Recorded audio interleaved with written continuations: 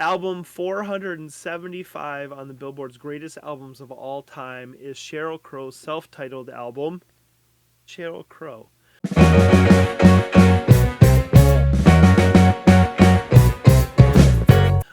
It was released on September 24th, 1996, right after the Summer Olympics.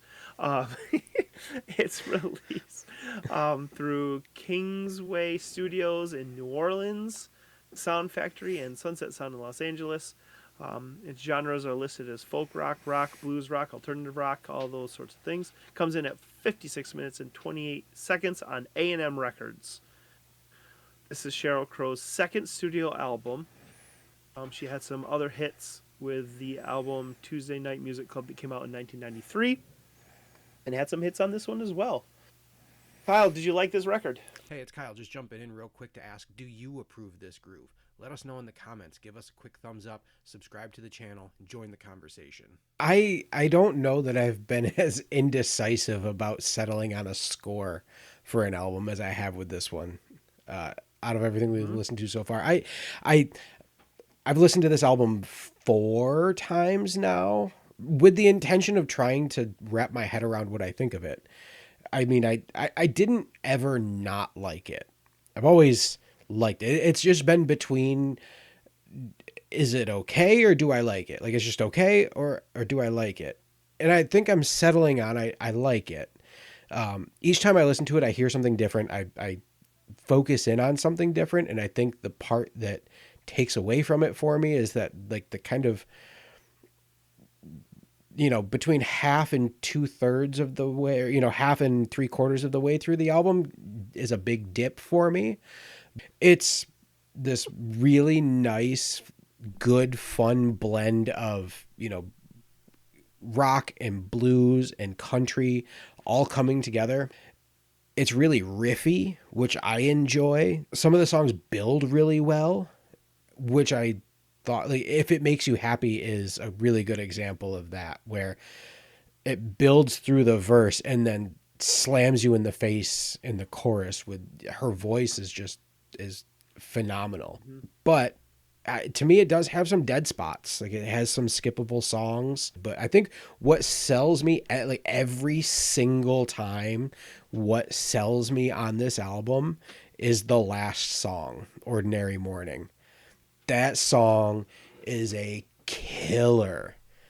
It starts with that kind of sensual, jazzy verse, and then just leaps into that rocking, passionate, big chorus. And even the few times that I listened to it and I was just kind of like meh on the fence about the album, that song kills it every time. I mean, her voice is crazy. Like, when she's doing the pop singles that she has, I don't think do any service for her vocal prowess. Yeah. She's a good singer on Every Day's a Winding Road and A Change Will Do You Good. But, I mean, when she's singing from an emotional point and kind of wailing, like, man, she could sing. And I love the tone and the tenor of her voice. Mm-hmm. So for me, like, a song like If It Makes You Happy, like, really sticks out for that reason. There were others that I thought she sounded really great on. Ordinary Morning, yeah, I had that down also. I also agree that this is an interesting record. Listening back to this, I never listened to this album when it came out. I knew the singles. And man, I could not shake the VH1 pop-up video vibes. Yeah. When Every Day's a Winding Road is on, because it's just, like, it's that goofy 90s, like, a song that almost was made to sell a music video to me. That's more about an attitude and a feeling than anything else. It's almost like one of those country songs that we talked about, like where it lists just a bunch of random stuff. Mm-hmm. But that song's going to be around for a really long time. Again, I was as I listen to music, I'm constantly trying to find comps and place it amongst all the stuff I know or heard. And this one was no different. The song "The Book" I really enjoyed. Its melody is a little bit strange. It's not a traditional kind of melody song. Every once in a while, there's a chord that just has a different color in there that I liked, and listening to that as a modern reference point, I thought like that could easily be an Olivia Rodrigo song. Um, like that could to me that just sounds like something she would have put out, which is kind of cool. I mean, that song is what, almost 30 years old. Mm-hmm. And to still hear that in there and think, oh, that's pretty fun. It's bluesy and jazzy in some parts. She she wrote most of these songs alone or with one or two collaborators, Mm-hmm. which I think is great.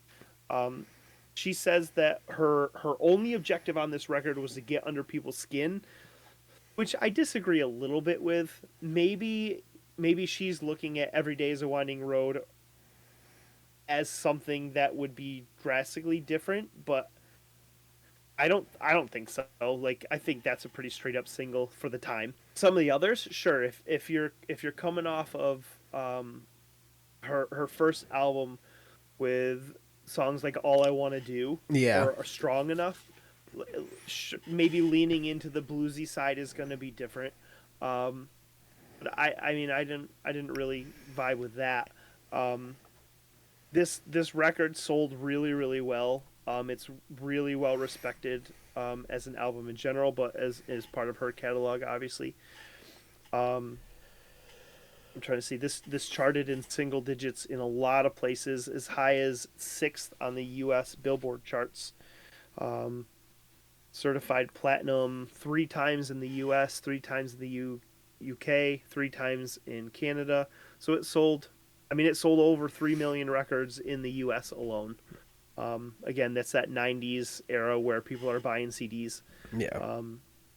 Yeah, I mean, this was a commercial success and did really really well. And then she went on to do some other stuff too. Obviously.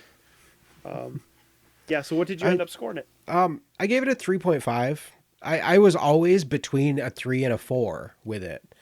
Like I said, I never didn't like it.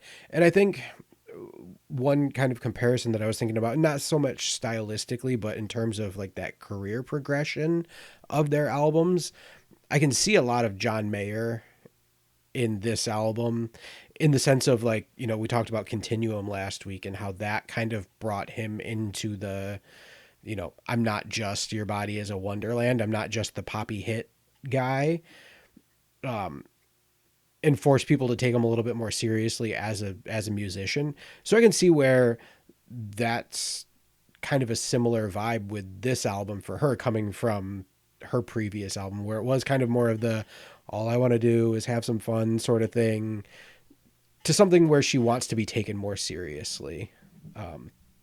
Yeah. So I can see where she's coming from with that. But yeah, I gave it a 3.5. I settled on a generally favorable opinion of it.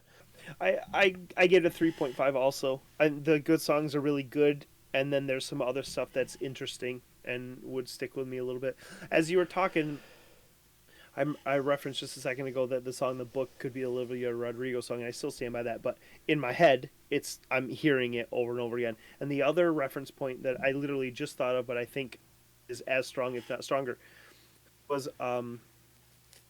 there's that Billie Eilish song that she did at the Grammys, I want to say, maybe 3 years ago. I think it's Happier Than Ever. Yeah, that's the Billie Eilish song.